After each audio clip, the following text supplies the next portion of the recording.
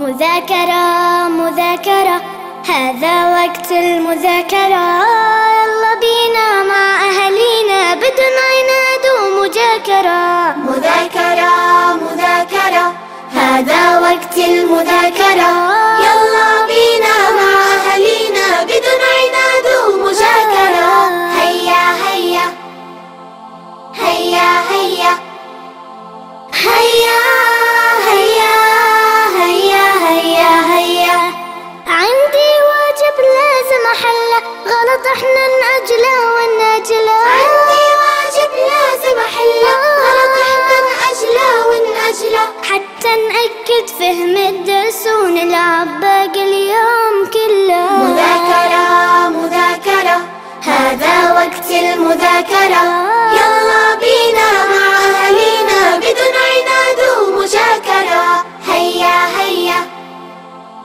هيا هيا هيا هيا هيا هيا هيا في اختبارات نذاكرها لنتناسى ونأخرها في اختبارات نذاكرها لنتناسى ونأخرها لازم ترى ننجح نتميز لو نغلط ما بنكررها مذاكرة مذاكرة هذا وقت المذاكرة يلا بينا مع أهالينا بدون عناد ومجاكرة.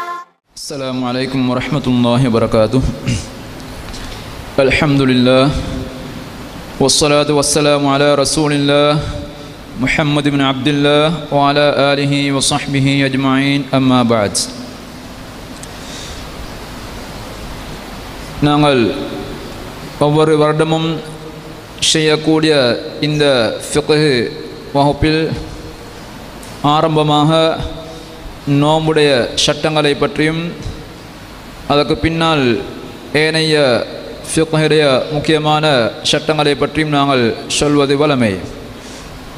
அந்த அடிப்படையில் எமது இன்றைய இந்த ரமதான் நிகழ்ச்சியிலையும் நாங்கள் முதலாவதாக நோம்புடைய சட்டங்களை பற்றி சொல்லிவிட்டு அதைத் தொடர்ந்து ஏனைய தொழுகை இது போன்ற சம்பந்தப்பட்ட முக்கியமான சட்டங்களை சொல்லாமல் நினைக்கின்றேன்.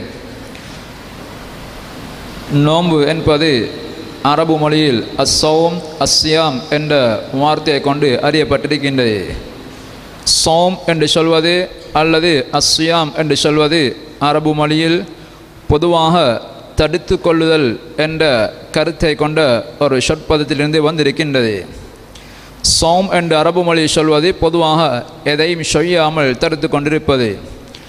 நாங்கள் மரியம் அலைஹிஸ்ஸலாம் அவர்களை பற்றி அந்த குர்ஆனில் கூறக்கூடிய சந்தர்ப்பத்தில் அவர்கள் சொல்கின்றார்கள், இன்னி நதர்து லிர்ரஹ்மானி சௌமா.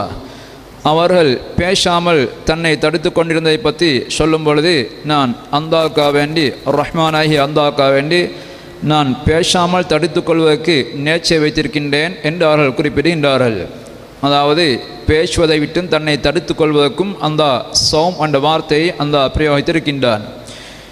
எனவே நாங்கள் இங்கே சௌம் என்று சொல்வது அல்ல சுயாம் என்று சொல்வது நோம்பை முறிக்கக்கூடிய காரியங்களை விட்டும் குறிப்பிட்ட சில கால பகுதியில் எம்மை தடுத்து கொள்வது பாதுகாத்து கொள்வது இதற்குத்தான் நாங்கள் நோம்பு என்று சொல்கின்றோம். இந்த நோம்பை பொறுத்தவரையில் நோன்பு நாங்கள் நிறைய கேள்விப்படுவது போன்று எமது உம்மத்துக்கு மாத்திரமன்றி ஏனைய உம்மத்துக்களுக்கும் கொடுக்கப்பட்ட ஒரு ஷரியத் சட்டமாக காணப்படுகின்றது. ஷரியத்துடைய அடிப்படை சட்டங்கள் மார்க்கங்களுக்கிடையில் வித்தியாசம் இல்லை. அல்லாஹ்வால் கொடுக்கப்பட்டிருக்கக்கூடிய இறக்கப்பட்டிருக்கக்கூடிய எல்லா மார்க்கங்களையும் ஷரியத்துடைய அடிப்படை அம்சங்கள் பொதுவானவையாகத்தான் காணப்படுகின்றன. வணக்க வழிபாடின் அடிப்படை விஷயங்கள் அதே போன்று அகீதாவுடைய ஈமான் கொள்ளக்கூடிய அம்சங்களில் அடிப்படை அம்சம் இவற்றில் ஷரியத்திற்கிடையில் முரண்பாடு கிடையாது. தொழுகை நோம்பு ஜகாத் ஹஜ்ஜி போன்ற கடமைகள் எமக்கு விதியாக்கப்பட்டிருப்பது போன்று ஏனைய சமூகங்களுக்கும் அது விதியாக்கப்பட்டிருந்தது. நபிமார்களுடைய முன்னே நபிமார்களுடைய மார்க்கங்களையும் இந்த அடிப்படை வணக்க வழிபாடுகள் காணப்பட்டிருக்கின்றன.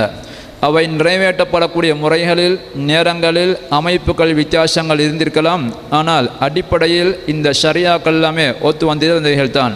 ஏனால் ஷரியாக்கள் எல்லாமே அல்லாமிலிருந்து வந்தவை.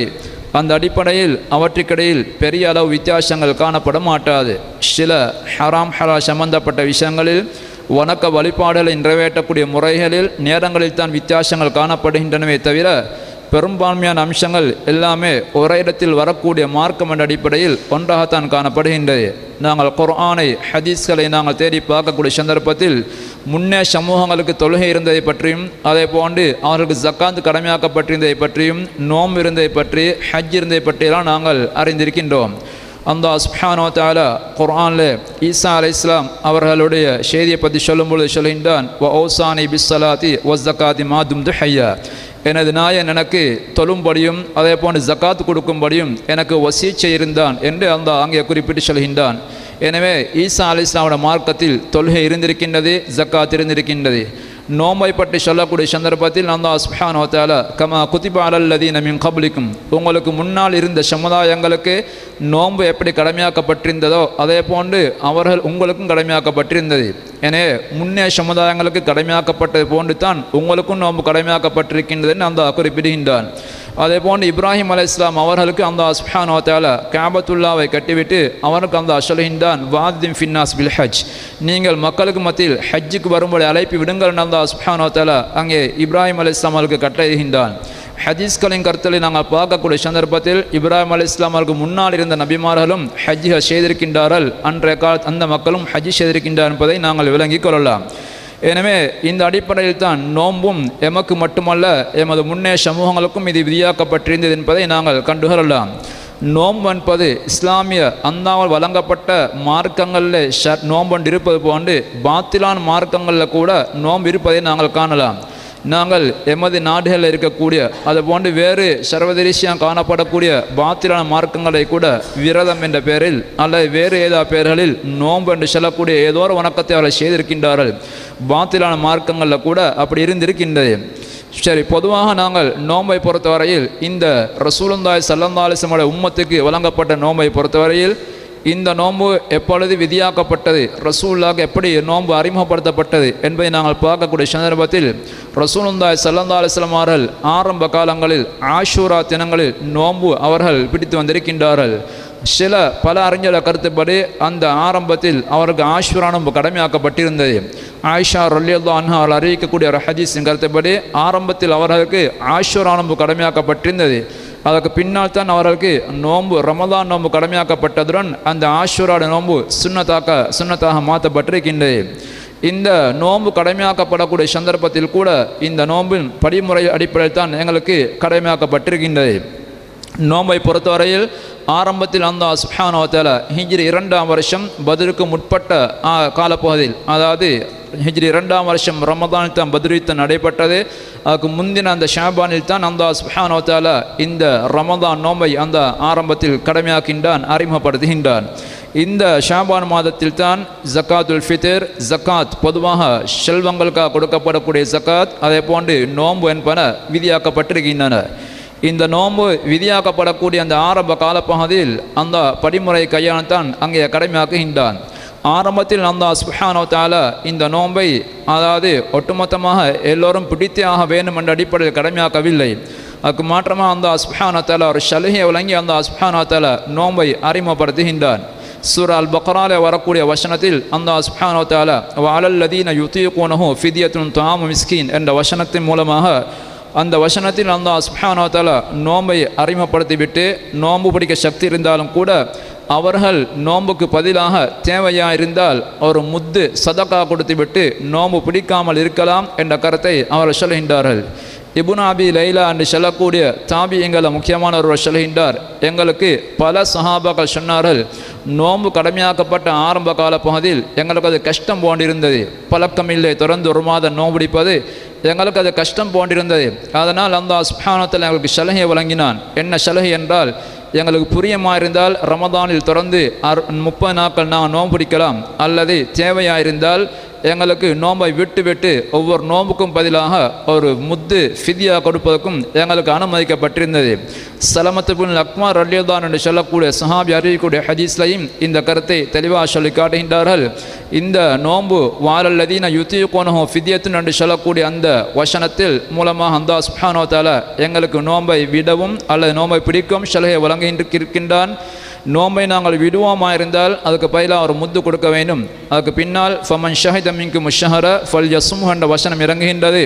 இந்த ரமதானை யாராவது அடைந்து கொள்வாரா இருந்தால் அதில் நோம்பு நோற்றே ஆக வேண்டும் என்ற அந்த வசனம் இறங்குகின்றது. அந்த வசனத்தின் மூலமாக நோம்பு முழுமையாக கடமையாக்கப்பட்டது. அதுக்கு பின்னால் அந்த சலுகை என்ற செய்தி இல்லாமலாக்கப்பட்டுவிட்டது. எனவே அந்த படிமுறைக்கையா நீங்கள் நோம்பை அந்த அனுமதி விதியாக்கி இருக்கின்றான். இந்த ஷரம் எங்களுக்கு அனுமதித்திருக்கக்கூடிய எங்களுக்கு அறிமுகப்படுத்தியிருக்கக்கூடிய நோம்புகளை பொறுத்தவரையில் 2 வகையான நோம்புகள் காணப்படுகின்றன.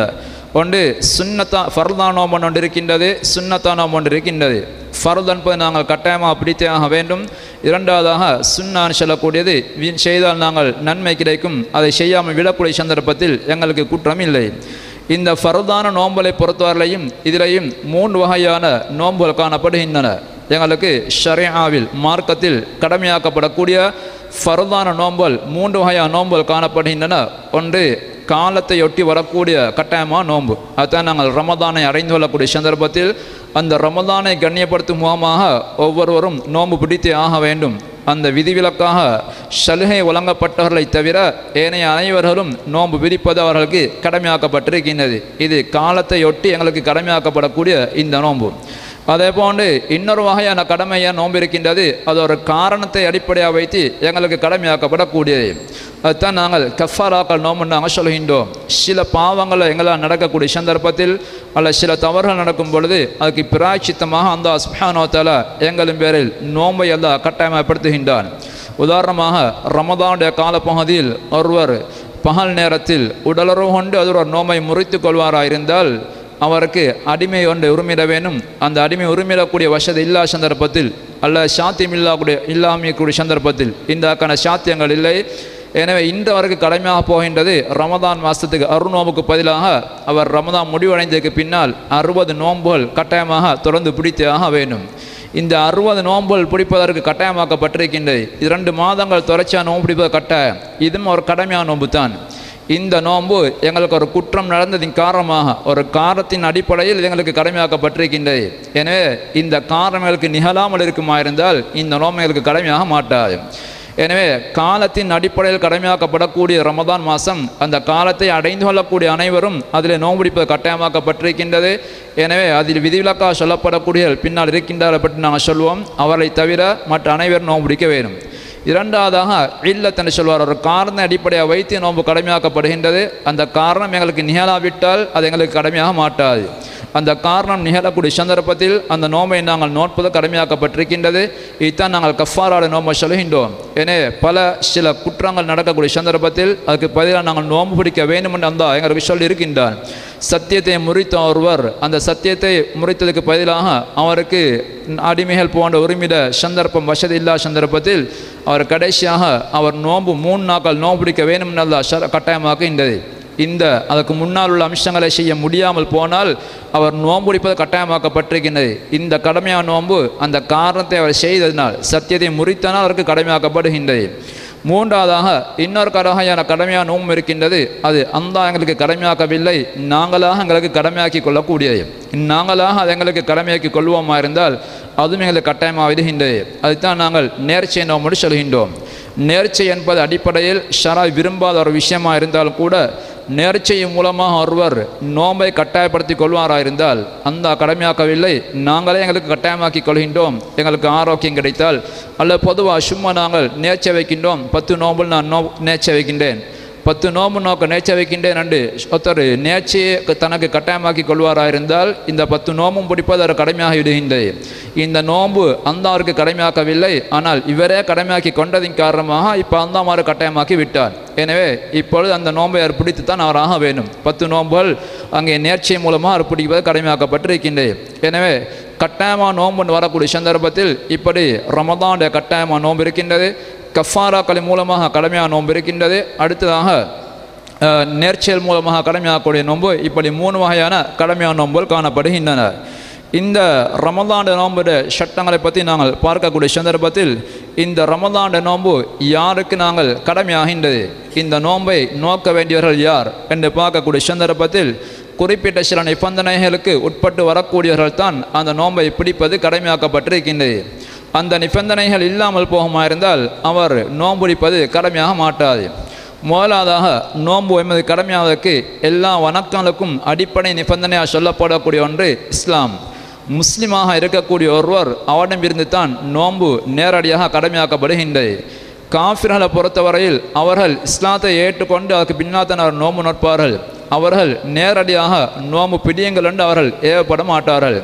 அந்த அடிப்படையில் தான் காஃபிராக உள்ள ஒருவர் அவர் பல வருஷங்கள் காஃபிராக இருந்துவிட்டு அவர் இஸ்லாத்துக்கு வந்து சேர்வாராக இருந்தால் கடந்த காலங்களில் அவருக்கு தவறிப்போன நோன்புகளை அவருக்கு கதா செய்யும்படி ஏவப்பட மாட்டார்.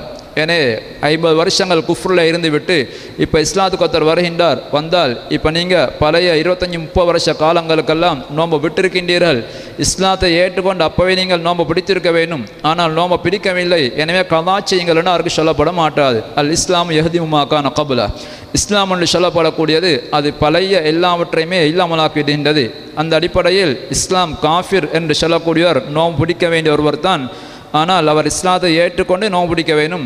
எனவே இஸ்லாத்தை ஏற்றுக்கொள்ளாத காலப்பகுதியில் அவருக்கு தவறிப்போன நோன்புகள் அவருக்கு கதா செய்யும்படி அவர் ஏவப்பட மாட்டார். முதலாவதாக இப்போ முஸ்லீமாக இருக்கிறது கடமையாக்கப்பட்டிருக்கின்றது. அதுக்கு பின்னால் இரண்டாவதாக பருவ வயதை அடைந்த ஒருவருக்கு தான் நோன்பு கடமையாக்கப்படுகின்றது. எனவே எந்த ஒரு வணக்க வழிபாடும் கட்டாயமாகுவது பருவ வயதை அடையக்கூடியவர்களுக்கு தான். உடம்பு ரீதியாக நாங்கள் உடம்பினால் நிறைவேற்றப்படக்கூடிய இந்த வணக்கங்களை பொறுத்தவரையில் அதுக்கு பருவ வயதை அடைதல் என்ற கட்டாயம் நிபந்தனை இருக்கின்றது. எமது செல்வத்தின் மூலமாக நிறைவேற்றப்படக்கூடிய ஜக்காத் போன்ற வகையில் சிறியவருடைய சொத்துக்களையும் அங்கே ஜக்காத் இருக்கின்றது என்பது தான் ஆதாரபூர்வமான கருத்து. எனவே அதில் பருவ வயதை அடைந்திருக்க வேண்டும் என்ற நிபந்தனை அங்கே இல்லை. எனவே எங்களுடைய செல்வத்தினால் அல்லாமல் எமது உடம்பினால் நாங்கள் நிறைவேற்றக்கூடிய வணக்க வழிபாடுகளில் அது கடமையாவதாக இருந்தால் அதுக்கு பருவ வயதை அடைந்திருக்க வேண்டும் என்ற நிபந்தனை அங்கே காணப்படுகின்றது. எனவே அந்த அடிப்படையில் தொழுகை கடமையாவதற்கும் அதே போன்று நோன்பு கடமையாவது ஹஜ்ஜு கடமையாவது இவையெல்லாம் எமது உடம்பினால் நாங்கள் செய்யக்கூடிய வணக்கங்கள், எமது செல்வத்தினால் மாத்திரம் செய்வதல்ல. எனவே எங்களுடைய உடம்பினால் செய்யக்கூடிய இந்த வணக்கங்கள் அவற்றுக்கு அங்கே பருவ வயதை அடைந்திருக்க வேண்டும். பருவ வயதை அடையக்கூடிய சந்தர்ப்பத்தில் தான் அவருக்கு நோன்பு கடமையாகின்றது. அதே போல தான் தொழுகையும் கடமையாக்கப்படுகின்றது. ஆனால் ஒருவர் சிறிய வயதிலே அவரை நோன்பு பயிற்சிப்பதற்காக வேண்டி அல்ல தொழுகை போன வணக்கங்களை பயிற்சிப்பதற்காக வேண்டி அவருக்கு நோன்பு பிடிக்க தூண்ட வேணும், அதே போன்று தொழும்படி தூண்ட வேணும். குறிப்பாக தொழுகையின் விஷயத்தில் ரசூல் ஸல்லல்லாஹு அலைஹி வஸல்லம் அவர்களில் ஹதீஸே வந்திருக்கின்றது, சிறுவர்கள் 7 வயதை அடையக்கூடிய சந்தர்ப்பத்தில் அவர்களுக்கு நீங்கள் தொழுகையும்படி ஏவுங்கள். வத்ரிபூஹும் அலைஹா லிஅஷ்ரின், அது 10 வயசை அடையக்கூடிய சந்தர்ப்பத்தில் தொழாமல் இருப்பார்கள் ஆய்ந்தால் அதற்கான அடிங்கள் என்று அந்த ரசூல் ஸல்லல்லாஹு அலைஹி வஸல்லம் அவர்கள் ஹதீஸிலே தெளிவாக சொல்லியிருக்கின்றார்கள். நோம்பை பொறுத்தவரையில் அங்கே சிறுவர்களுக்கு நோம்பை ஏவுங்கள் என்றோ அல்ல சிறுவர்கள் நோம்பு நோட்கா சந்தர்ப்பத்தில் அவருக்கு தண்டியுங்கள் என்றோ தெளிவான சரியான ஹதீஸ்கள் காணப்படாவிட்டாலும் கூட சஹாபாக்கள் மத்தியில் அப்படி சிறுவர்களையும் நோம்பை பிடிக்க வைக்கக்கூடிய ஒரு வளமை காணப்பட்டிருக்கின்றது. அவர்கள் நோம்பை பிடிக்க வைத்திருக்கின்றார்கள். ரசூலுல்லாஹி ஸல்லல்லாஹு அலைஹி வஸல்லம் அவருடைய சஹாபா பெண்மணிகள் ஒருவராகிய ரபீ பின்த் முஅவ்வித் ரலியல்லாஹு அன்ஹா சொல்லக்கூடிய பெண்மணி அறிவிக்கின்றார்கள், நாங்கள் அதாவது ஆஷூரா நோம்பை பற்றி சொல்லக்கூடிய சந்தர்ப்பத்தில் ஆஷூராட தினத்தில் நாங்கள் நோம்பு நோற்போம். அதே போன்று ஒரு சௌபி முசிபியான எங்களுடைய சிறுவர்களை நாங்கள் நோம்பு பிடிக்க செய்வோம். நாங்கள் நோம்பு பிடிக்கிறதுடன் எங்கள் சிறுவர்களை நாங்கள் நோம்பு பிடிக்க வைப்போம் என்று சொல்கின்றார்கள். சொல்லிவிட்டு செல்கின்றார்கள், இந்த எங்கள்கிட்ட நடைமுறையில் காணப்படக்கூடிய நிகழ்ச்சி அவர்கிட்டையும் காணப்பட்டு சில நேரங்களில் எமது சிறுவர்கள் நோன்பை ஆரம்பிப்பார்கள். அவருக்கு பசி மிகைக்கக்கூடிய சந்தர்ப்பத்தில் பசி வரக்கூடிய சந்தர்ப்பத்தில் அவர்கள் உணவு கேட்டு அழ ஆரம்பிப்பார்கள். அந்த நேரத்தில் நாங்கள் அவர்களுக்கு பருத்தி போன்ற பொருட்களினால் செய்யப்பட்ட சில விளையாட்டு பொருட்களை நாங்கள் அவர்களுக்கு காண்பித்து அவர்களை நாங்கள் எப்படியோ அவர்களை அழுகை நிப்பாட்டி மாறி வரைக்கும் அவர்களை நோம்பை தொடரத்துக்குள்ள முயற்சியில் நாங்கள் செய்வோம். அவருக்கு நாங்கள் பின்பு நாங்கள் இனிப்பு பண்டங்கள் வாங்கி தருவதாக சொல்வது போன்று அல்ல வேறு ஏதாவது பொருட்களை வாங்கி கொடுத்து நோம்பை பிடிக்க வைப்பது போன்று சஹாபாக்கள் அப்படிப்பட்ட வேலையை செய்திருக்கின்றார்கள். அந்த பெண்மணி சொல்கின்றார்கள், நாங்கள் இப்படி சில விளையாட்டு பொருட்களை அவர்களுக்கு காட்டுவோம், அவருக்கு விளையாட்டு பொருட்களை கொடுத்து அந்த நோம்பை தொடர வைப்போம் என்று அவர்கள் அறிவிக்கின்றார்கள். அதே போன்று இன்னும் சில சஹாபாக்களுடைய ஹதீஸ்களையும் கருத்துக்களையும் ரசூலுல்லாஹ் காலத்தில் வாழ்ந்த அந்த சிறுவர்களுக்கு நோம்பை பயிற்சிவிக்கக்கூடிய அமைப்பில் அந்த சிறுவர்கள் நோம்பிடிக்க வைக்கப்பட்டிருக்கின்றார் என்பதை நாங்கள் தெளிவாக கண்டுகொள்ளலாம். எனவே சிறியவர்களை பொறுத்தவரையில் நோம்பார்க்கு கட்டாயம் இல்லாமல் இருந்தாலும் கூட அவர்களை நோன்பு போன்ற வணக்க வழிபாடுகள் சிறு பராத்திலிருந்த பயிற்சியை வழங்குவதற்காக வேண்டி அந்த நோன்பை அவர்கள் பிடிக்க வைக்கிறது விரும்பப்படக்கூடிய ஒரு சின்னத்தான அம்சமாக காணப்படுகின்றது. அடுத்ததாக பருவ வயது அடைந்திருப்பதுடன் அடுத்ததாக அல் ஆக்கில், அதாவது சித்த சிவாதீனம் உள்ள ஒருவராக காணப்பட வேண்டும். தனது புத்தியெல்லாம் தெளிவாக இருக்கக்கூடிய சித்த சிவாதீனம் உள்ள ஒருவராக இருப்பது கட்டாயமாக்கப்பட்டிருக்கின்றது. இதுக்கு மாற்றமாக பைத்தியகாரலாக இருக்கக்கூடிய ஒருவருக்கு நோன்பு கடமையாக மாட்டாது. அதுபோன்று தொடர்ச்சியாக மயக்கத்தில் இருக்கக்கூடிய ஒருவருக்கும் நோன்பு கடமையாக மாட்டாது. எனவே தெளிவான புத்தி தெளிவு இருக்கக்கூடியவர்களுக்கு தான் நோன்பு கடமையாக்கப்பட்டிருக்கின்றது. எனவே பைத்தியகாரர்கள் அவர்கள் சில காலங்களுக்கு பின்னால் ஆரோக்கியம் பெற்று நல்ல தெளிவு நிலைக்கு வருவார்களாக இருந்தால் அவர்கள் கடந்த காலங்களில் தவறி போன நோன்புகளை அவர்கள் திருப்பி பிடிக்க வேண்டிய அவசியமில்லை. பொதுவாக ஹதீஸ்களின் கருத்து சிறுவர்கள் அவர்கள் பருவவயதை அடையும் வரைக்கும், அதே போன்று இந்த பைத்தியகாரர்கள் போன்றவர்கள் அவர்கள் தெளிவு அடையும் வரைக்கும் அவர்களுக்கு ஷராவுடைய சட்டங்கள் விதியாக்கப்பட மாட்டாது. அவர்கள் பாவங்கள் செய்ததை பற்றி அல்ல ஷராவுடைய கடமைகளை வீணாக்கியதை பற்றி அவருடைய பாவங்கள் பதிவு செய்யப்பட மாட்டாது என்ற கருத்தை காட்டக்கூடிய ஹதீஸ்கள் காணப்படுகின்றன. எனவே அந்த அடிப்படையில் பருவ வயது அடையும் வரைக்கும் ஒரு சிறு பிள்ளைக்கு அங்கே குற்றங்கள் பதிவு செய்யப்பட மாட்டாது. அவர்கள் ஹராங்கள் செய்யக்கூடிய சந்தர்ப்பத்திலையும் அல்லது கடமைகளை வீணாக்கி அவர் பாவத்துக்கு ஆளாகக்கூடிய சந்தர்ப்பத்திலையும் அவருடைய அந்த குற்றங்கள் பதிவு செய்யப்பட மாட்டாது. இதுபோன்று தான் பைத்தியக்காரராக இருக்கக்கூடிய ஒருவருக்கும் இதே நிலைமைத்தான். அவருக்கு வணக்க வழிபாடுகள் அவரின் ஏற்றுக்கொள்ளப்பட மாட்டாது. அவர் தெளிவில்லாத ஒருவர், அது போன்று அவருக்கு கடமையாக மாட்டாது. எனவே அப்படிப்பட்ட ஒருவர் தெளிவு பெறுவாராக இருந்தால் அவருடைய நோன்பு அவருக்கு திருப்பி அந்த பைத்திய காலத்தில் தவறின நோன்புகளை கதா செய்வது கூட அவருக்கு கடமையாக மாட்டாது. அதே போன்று தான் மயக்கத்தில் இருக்கக்கூடிய ஒருவரும் அவருக்கு சிலர் பூர்ணமாக மயக்கத்தில் காணப்படுவார்கள். பல நாட்கள் கோமா நிலை போன்று இருந்துவிட்டு அதுக்கு பின்னால் தெளிவு பெறுவார்கள். இந்த காலங்களில் ரமதான நோன்பாரை அடையுமா இருந்தால் அந்த நிலையில் தவறிப்போன நோன்புகளை அவர் கதா செய்வது கடமையாக மாட்டாது. ஆனால் நோன்பு ஆரம்பித்த சந்தர்ப்பத்தில் ஏதாவது சற்று சிலர் இருப்பார்கள் பைத்தியங்கள், சிலருடைய பைத்தியங்கள் ஒரு குறிப்பிட்ட சில நேரங்கள் வந்துவிட்டு தெளிவுபட்டு மறைந்துவிடும். அப்படி விட்டு விட்டு வரக்கூடிய சில பைத்தியங்கள் காணப்படுகின்றன. அதே போன்று சில நேரங்களில் மயக்கங்கள் கூட பசி கடுமையான சந்தர்ப்பத்தில் வேறு ஏதாவது கலைப்படைந்த சந்தர்ப்பத்தில் பகலுடைய நேரத்தில் ஒரு நோம்பாளி மயங்கி விழுந்து விட்டு அதுக்கு பின்னால் தெளிவுபட்டு விடுகின்றார். ஏதோ பகலுடைய சில நேரங்கள் தான் அந்த மயக்கம் இருந்தது, முழுமையாக பகலுடைய மயக்கத்தில் இருக்கவில்லை. சில நேரங்கள் மாத்திரம் அப்படி மயங்கி விழுந்துவிட்டு நிறைய நடக்கலாம். அப்படி விழுங்கி உடனே தண்ணி தெளித்து அழுப்பிடுவார்கள்.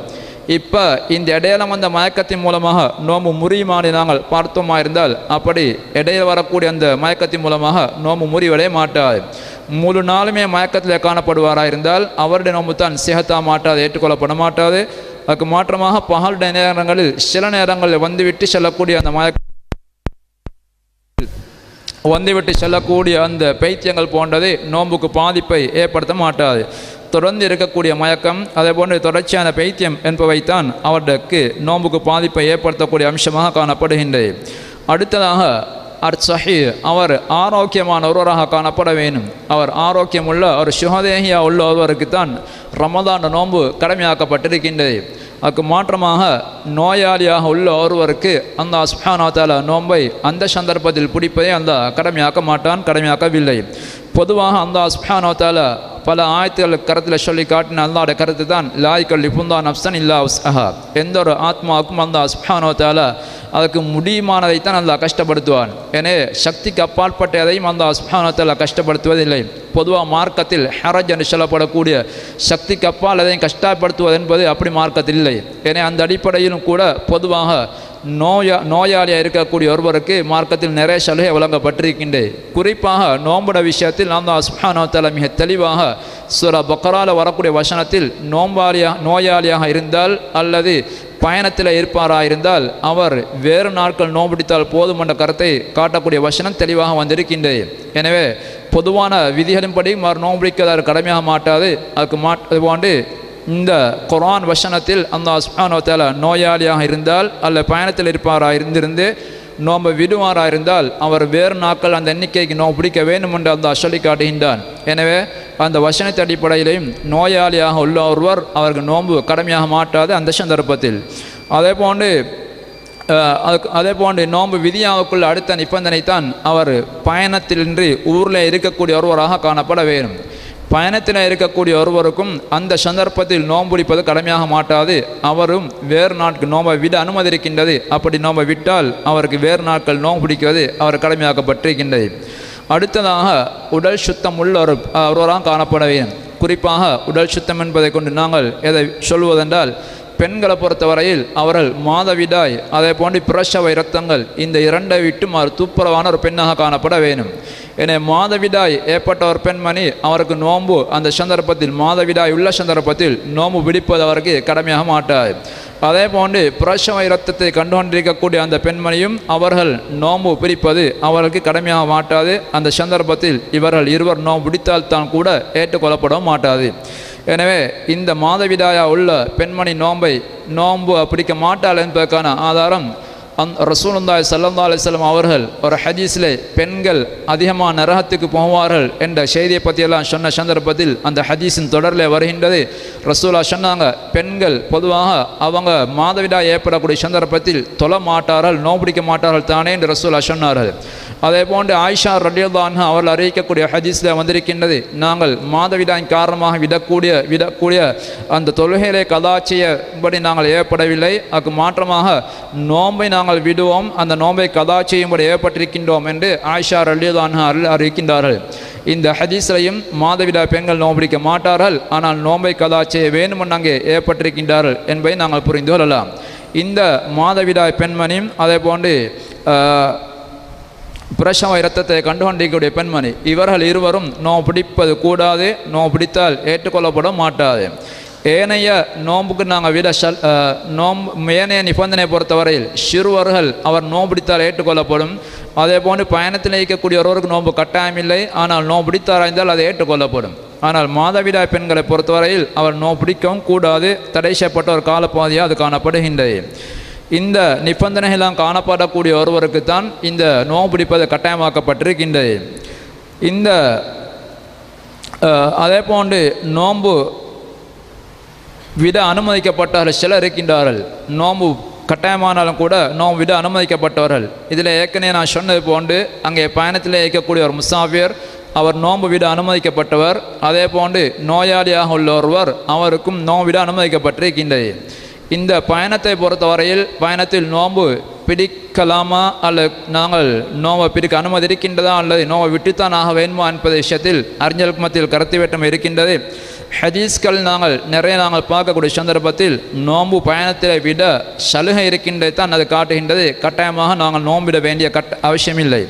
பயணத்தை பற்றி ஆயிஷா ரலியல்லாஹு கேட்கப்பட்ட சந்தர்ப்பத்தில் அல்ல வேறு இன்னும் பல சஹாபாக்கள்டையும் ரசூலுல்லாஹி ஸல்லல்லாஹு அலைஹி வஸல்லம் அவர்கள் பயணத்தில் அவருடைய நிலைமைகள் எவ்வாறு என்று கேட்ட சந்தர்ப்பத்தில் ரசூலுல்லாஹி ஸல்லல்லாஹு அலைஹி வஸல்லம் அவர்கள் பயணத்தில் நோன்பு பிடித்தும் இருக்கின்றார்கள், பயணத்தில் நோன்பை விட்டும் இருக்கின்றார்கள். எனவே பயணத்தில் நோன்பு பிடிக்காம அனுமதி இருக்கின்றது, நோன்பு விடாமல் அனுமதிக்கப்பட்டிருக்கின்றது. ஆனால் இந்த சலுகை தேவை பொறுத்து நாங்கள் நிறைவேற்றுவதை சிறந்தது.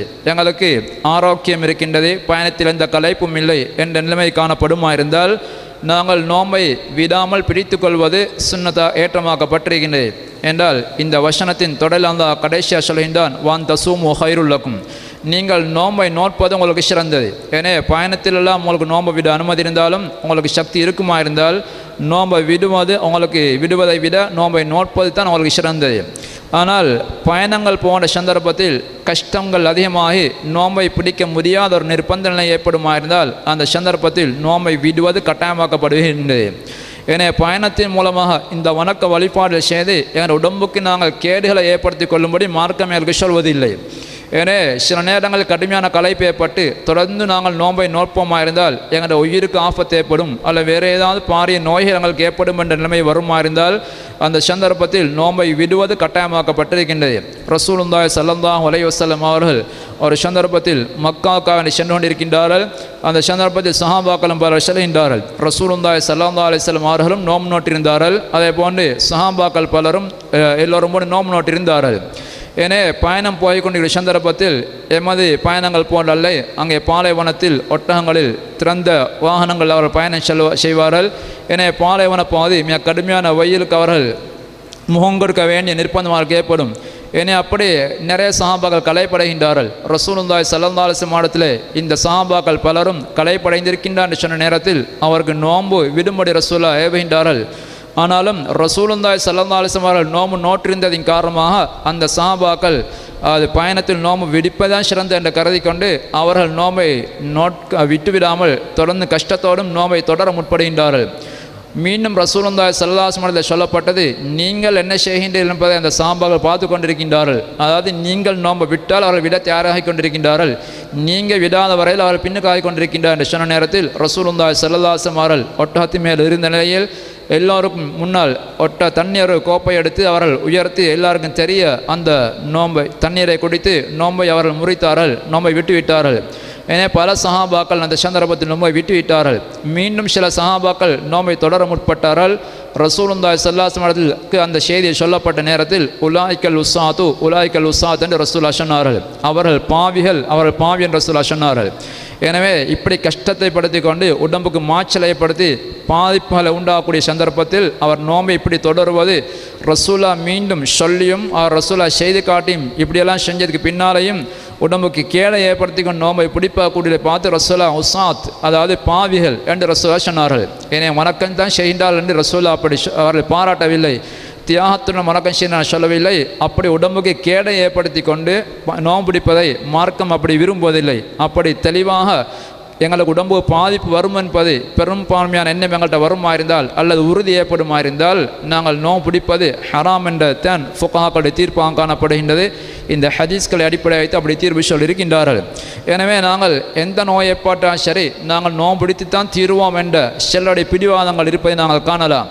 சிலர் வயதுக்கு செல்லக்கூடிய சந்தர்ப்பத்தில் ஷரா அவங்களுக்கு சலுகைலாம் வழங்கியிருந்தாலும் கூட அந்த சலுகைகளை பயன்படுத்தி நோன்பை அவர்கள் விட மாட்டார்கள். எனவே நோய் கூடினாலும் பரவாயில்லை அல்ல மூத்து தான் வந்தாலும் கூட நான் நோன்பை பிடித்து வந்த பழக்கத்தில் நோம்பை கட்டாயம் பிடித்தே நான் தீருவேன் என்ற அடிப்படையில் நோம்பு நோட்பது அது ஷராவுக்கு மாற்றமான ஒரு செய்தி என்பதை நாங்கள் விளங்கிக் கொள்ள வேண்டும். அப்படி உடம்புக்கு கேடு வரக்கூடிய அமைப்பில் நோம்பு பிடிப்பதை மார்க்கம் அனுமதிக்க மாட்டாது. அந்த பொதுவாக சொல்லி காட்டியிருக்கின்றான், ஒலா தக்துலு அன்புசக்கும், நீங்களே உங்களுக்கு உயிர் ஆபத்தை ஏற்படுத்தி கொள்ள வேண்டாம். ஏனே எங்களோட செயல்களை நாங்கள் செய்து எங்களுக்கு நாங்கள் உயிர் ஆபத்தை ஏற்படுத்தி கொள்ளக்கூடாது. எந்த வகையிலே மார்க்கம் அப்படி எங்களுக்கு அதை அனுமதிக்க மாட்டாது. அடுத்ததாக இந்த நோம்பை விட அனுமதிக்கப்பட்டவர்கள் இந்த பயணத்தில் இருக்கக்கூடியவர்கள், அதே போன்று நோயாளியாக இருக்கக்கூடியவர்கள். இந்த நோய் என்று வரக்கூடிய சந்தர்ப்பத்தில் சாதாரண சிறிய நோய்களுக்கெல்லாம் அங்கே சலுகை வழங்கப்பட மாட்டாது.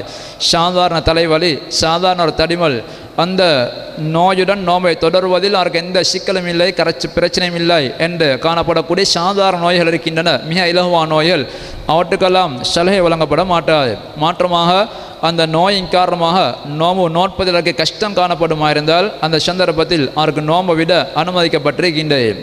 இந்த நோயாளிகளை பொறுத்தவரையில் இதில் 2 வகையான நோயாளிகள் காணப்படுகின்றார்கள். ஒன்று நிரந்தரமாகவே நோயாளிகளாக உள்ளவர்கள், கடுமையான சில நோய்களால் பாதிக்கப்பட்டு இதுக்கு பின்னால் அவருக்கு ஆரோக்கியமான ஒரு நிலைமை ஏற்பட மாட்டாதென்று வைத்தியர்களால் சொல்லப்படக்கூடிய நோயாளிகள். எனவே இவர்களை பொறுத்தவரையில் இவர்களுடைய என்ன செய்யணும் பற்றி நாங்கள் பின்னால் அவர்கள் சட்டம் சொல்வோம். அதுக்கு மாற்றமாக சாதாரண நோயாளிகள், கடுமையான காய்ச்சல் ஏற்படுகின்றது, நோம்பிடித்து கொள்ள முடியாமல் இருக்கின்றது, எனவே அதனால் நோம்பை விட்டுவிடுகின்றார்.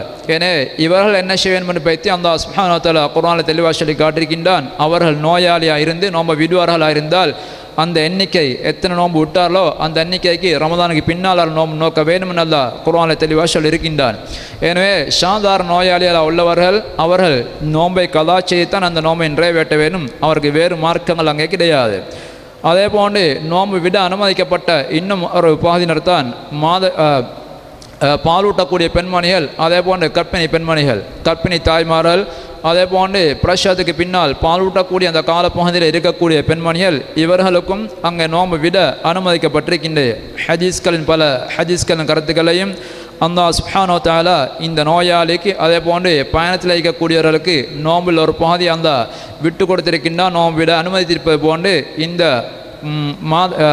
பாலூட்டக்கூடிய பெண்மணிகள், அதே போன்று கர்ப்பிணி பெண்மணிகள், இவர்களுக்கும் அந்த நோம்பை விட அனுமதித்திருக்கின்றான் என்ற கருத்தை காட்டக்கூடிய ஹதீஸ்கள் காணப்படுகின்றன. அதே போன்று வாலல்லதீன யுத்தீகுனஹு ஃபித்யத்துன் தாம் மிஸ்கீன் என்ற வசனத்தில் இப்னு அப்பாஸ் ரலியல்லாஹு அவருடைய கருத்து, இந்த வசனம் ஆரம்பத்தில் சலுகை என்ற நிலையில் காணப்பட்ட எல்லோருக்கும் பொதுவாக ஆனால் பின்னால் சிலருடைய விஷயத்தில் அது இன்னும் தொடர்ந்து சட்டம் இருக்கின்றது. வேறு சாதாரண மக்கள் விஷயத்தில் அந்த சட்டம் மாற்றப்பட்டாலும் கூட வயோதிபத்தின் காரணமாக நோம்பிடிக்க முடியாது இருக்கக்கூடியவர்கள், அதே போன்று கர்ப்பிணி பெண்கள் போன்றவர்கள் நோம்பிடிக்க கஷ்டப்படுபவர்களாக இருந்தால் அவருடைய விஷயத்திலையும் அந்த சலுகை தொடர்ந்து இருந்து கொண்டிருக்கின்றது. நோன்பு அவர்கள் பிடிக்க வேண்டிய தேவை இல்லை என்ற கருத்தை காட்டக்கூடிய அந்த அவருடைய ஃபத்வாக்கள் தீர்ப்புகளும் காணப்படுகின்றன. பொதுவாக ஹாமில் கர்ப்பிணி பெண்கள், அதே போன்று பால் ஊட்டக்கூடிய பெண்கள் நோம்பை விட அனுமதி இருக்கின்ற என்பதை பற்றி அறிவிக்கக்கூடிய ஹதீஸ்கள் பொதுவாக இருக்கின்றன. இவர்களுடைய விளக்கங்களும் அதுக்கு உதவியாக நாங்கள் அவற்றை எடுத்துக்கொள்ளலாம். அதே போன்று மன் அஜிஹத் ஹசோம், அது மாதிரி நோம்பை நாங்கள் ஆரம்பித்ததுக்கு பின்னால் சிலர் இருக்கக்கூடிய பிரதேசத்தை பொறுத்தவரையில் அல்லது சிலருடைய தொழில்நிலை அடிப்படையை பொறுத்தவரையில் நோம்பை தொடர முடியாத ஒரு இக்கட்டான சூழ்நிலைக்கு அவர்கள் ஆளாகலாம். களைப்பு அதிகமாகி நோம்பை தொடர முடியாத இக்கட்டான சூழ்நிலைக்கு அவர்கள் ஆளாகுவார்களாக இருந்தால் அவர்களுக்கும் நோம்பை விட அனுமதிக்கப்பட்டிருக்கின்றது. இன்று நாங்கள் பார்க்கலாம், சில காலப்பகுதியில் சில ஊர்களில் நோம்புடைய நேரங்கள் அவர்களுடைய அந்த காலநிலை மாற்றங்கள் அடிப்படையில் அவருடைய நோம்புடைய நேரங்கள் வித்தியாசமாகலாம். சில நாடுகளுக்கு மிக குறைந்த மணித்தியாலங்களும் இன்னும் சில நாடுகளுக்கு மிக கூடின மணித்தியாலங்கள் நோன்பு அவர்கள் நோம்பிடிக்க வேண்டிய நிர்வாகம் ஏற்படுகின்றது. இந்த வருடத்தில் கூட ஐஸ்லாந்து போன்ற நாடுகளில் காணப்படக்கூடியவர்களுக்கு 21 மணித்தியாலங்கள் கிட்டத்தட்ட பகல் பகுதி காணப்படுகின்றது. அதே நேரத்தில் ஆஸ்திரேலியா போன்ற பகுதியில் காணப்படக்கூடியவர்களுக்கு 9 மணித்தியாலங்கள் தான் அங்கே பகல் காணப்படுகின்றது. ஏனே 21 மணித்தியாலங்கள் பகல் பொழுது காணப்படுமா இருந்தால் இவர்கள் நோன்பை இப்படி தொடரக்கூடிய சந்தர்ப்பத்தில் சில நேரங்களில் அவருக்கு நோன்பை பூர்த்தியாக்க முடியாத அளவுக்கு அவர் களைப்பு ஏற்படலாம். அல்ல சிலருடைய தொழிலை பொறுத்தவரையில் மிக கடுமையாக வேலை செய்ய வேண்டிய அவர் ஹார்ட்வேர்க்கு நாங்கள் சொல்லுவோம், கடுமையான உழைப்பை அங்கே பயன்படுத்தி அந்த தொழில் செய்கின்றார்கள். இப்படி அவர் நோன்பை ஆரம்பித்து அவருடைய கடுமையான அந்த உழைப்பை செய்யக்கூடிய சந்தர்ப்பத்தில் கடுமையாக களைப்பு ஏற்பட்டு தொடர்ந்து நோன்பை அவருக்கு முன்னே எடுத்து செல்ல முடியாத நிலைமை ஏற்படுமா இருந்தால் அவர்களுக்கும் நோன்பை விட அனுமதிக்கப்பட்டிருக்கின்றது. பயணத்தில் இயக்கக்கூடியவர்களுக்கு சாதாரண ஒரு கஷ்டம் வரக்கூடிய சந்தர்ப்பத்தில் ஷரா அவர்களுக்கு நோன்பை விட அனுமதி வழங்குமா இருந்தால் இப்படிப்பட்டவர்களுக்கு மிக கடுமையான கஷ்டம் களைப்பு ஏற்பட்டு அவர்கள் தொடர்ந்து நோன்பை நோட்பதினால் உடம்புக்கு ஏதாவது நோய்களோ அல்ல ஆபத்துகளோ வரும் என்ற கட்டம் வரக்கூடிய சந்தர்ப்பத்தில் மார்க்கம் அவர்களுக்கு நோன்பை கட்டாயப்படுத்த மாட்டார். ஆனால் அவர்களை பொறுத்தவரையிலையும் அவர்கள் வேறு நாட்களில் அந்த நோன்பை கதா செய்வது கட்டாயமாக்கப்பட்டிருக்கின்றது. இந்த நோம்புடைய சட்டங்களில் இன்னும் முக்கியமான சட்டங்கள் இன்னும் அடுத்து வரக்கூடிய எமது வகுப்பில் நாங்கள் சொல்லுவோம். இவை நோம்புடைய அடிப்படை சட்டங்கள் அல்ல, நோம்புக்கு முன்னால் அடிப்படை சட்டம் முன்னால் சொல்லப்படக்கூடிய ஒரு முன்னுரை போன்ற சட்டங்கள் தான் நாங்கள் இங்கே சொன்னோம். நோம்புடைய நீயத்துகள் கட்டாயமான அர்க்கான்கள் என நோம்பை முறிக்கக்கூடிய அம்சங்கள் போன்றவற்றை நாங்கள் இன்ஷா அல்லாஹ் நாளை வரக்கூடிய நிகழ்ச்சி சொல்லுவோம். இதுவரை சொல்லப்பட்ட சட்டங்கள் ஏதாவது சந்தேகங்கள் தெளிவுகள் தேவையாக இருந்தால் உங்களுக்கு கேட்டுக்கொள்ளலாம். இன்ஷா அல்லாஹ் நாங்கள் எமது அடுத்த சட்டங்களை இன்ஷா அல்லாஹ் நாளை நாங்கள் சொல்லுவோம். இது போன்ற நிகழ்ச்சியில் பங்கு பற்றி பயன்படக்கூடிய கூட்டத்தை அல்லாஹ் சுப்ஹானஹு வ தஆலா எங்கள் அனைவரையும் ஆக்கி வைப்பானாக. வஆகிரு தஅவானா அல்ஹம்துலில்லாஹி ரப்பில் ஆலமீன். வஸ்ஸலாமு அலைக்கும் வரஹ்மத்துல்லாஹி வபரகாத்துஹு. சுப்ஹானக்கல்லாஹி வபிஹம்திக அஷ்ஹது அன் லா இலாஹா இல்லா அன்த அஸ்தக்ஃபிருக்க